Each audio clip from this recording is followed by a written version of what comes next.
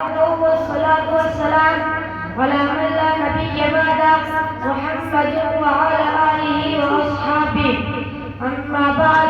حضرات سامعین کرام، بزرگوں اور دوستوں، فاروق اعظم سیدنا عمر بن خطاب رضی اللہ عنہ عظمت اسلام کے ستون تھے. آپ کی خلافت اسلامی فتوحات و ترقیات کا نشان تھی.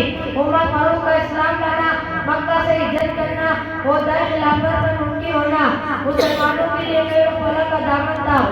حضرت عبداللہ بن مسعود رضی اللہ عنہ ارشاد فرماتے ہیں، کان اسلام فتحا وکانت ہجرتہ رسوۃ وکانت امامتہ رحمہ. عمر فاروق کا اسلام لانا فتح تھا، ان کی عزت نصرت تھی، ان کی خلافت رحمت تھی. فاروق اعظم کے مسلمان ہونے کی حضور نے دعائیں مانگی تھی. انہیں دعاؤں کا کشمہ تھا کہ انہیں پوچھا در اقدس پر چلے آئے اور دولت ایمان سے مالا مال ہو گئے. رسول اللہ صلی اللہ علیہ وسلم نے دعا فرمایا کرتے تھے، اللہم اعز الاسلام بحب الجہل بن ہشام او بعمر بن الخطاب. اے اللہ، ابو جہل بن ہشام یا عمر بن خطاب کے ذریعے اسلام کو عزت دے. حضور کی دعا حضرت عمر فاروق رضی اللہ عنہ کے حق میں قبول ہوئی. فَأَصْحَبَ فَصَلَّى فِي الْمَسْجِدِ الظَّاهِرَةِ. بس اسلام لے آئے اور اپنا کعبہ میں علیٰ اعلان نماز ادا کی. جب مکہ سے مدینہ ہجرت کرنے کا وقت آیا تو عمر سب سے پہلے خانہ کعبہ میں آئے. خانہ کعبہ کا طواف کیا، پھر مجمع کفار کو مخاطب کر کے فرمایا، دیکھو میں اس وقت عزت کر رہا ہوں. یہ نہ کہنا کہ عمر چھپ کر عزت کر گیا اور ہم کو اطلاع بھی نہ دی. سنو، جو اپنی بیوی کو بیوہ اور بچوں کو یتیم کرنا چاہتا ہے وہ آئے اور مجھے روکے، لیکن اس سے وہ ہمت نہ ہوئی کہ حضرت عمر کی قدم بڑھانے کی جرات کرتا. حضرت عمر کا دور خلافت اسلامی آن بان اور شان و شوکت کا دور تھا. فتوحات کا ایکسیلر ہوا تھا جو برابر بڑھتا جا رہا تھا.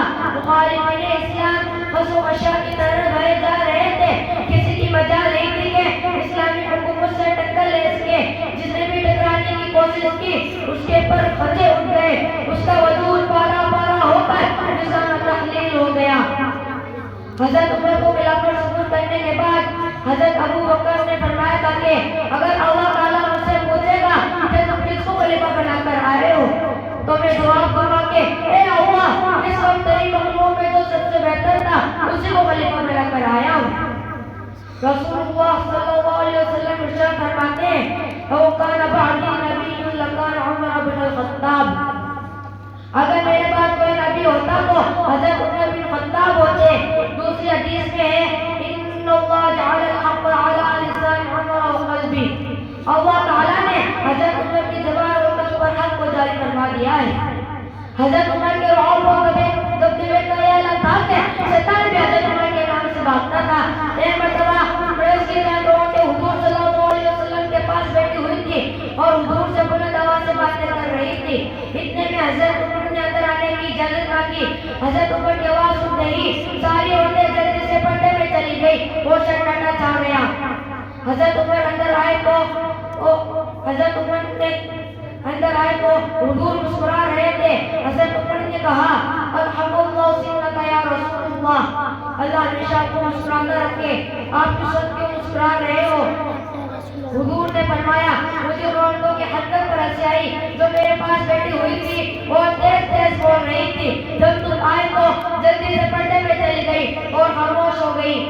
حضرت عمر نے کہا، اے اپنے نفس کے دشمنوں، کیا تم مجھے سے ڈرتی ہو؟ حضور صلی اللہ علیہ وسلم سے نہیں ڈرتی. ان عورتوں نے جواب دیا، ہاں تم بہت سخت ہو. حضور صلی اللہ علیہ وسلم نے حضرت عمر سے فرمایا، اس ذات کی قسم جس سے قبضے میں میری جان ہے، شیطان تم کو کسی راستے میں چلتے ہوئے دیکھتا ہے تو وہ دوسرے راستے پر چلنے لگتا ہے.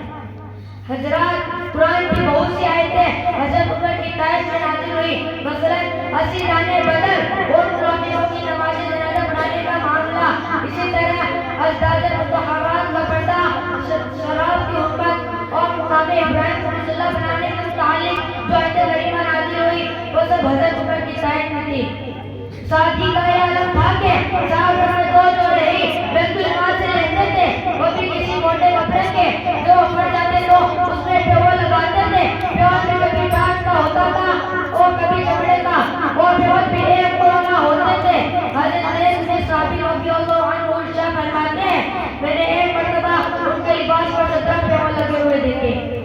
وقت قلت کی وجہ سے میں بات کو یہی ختم کرنا چاہتا ہوں. اللہ تعالیٰ ہم سب کو صحابہ کرام کے طور طریقے پہ چلنے کی توفیق عطا فرمائے. آمین ثم آمین وما علینا الا البلاغ.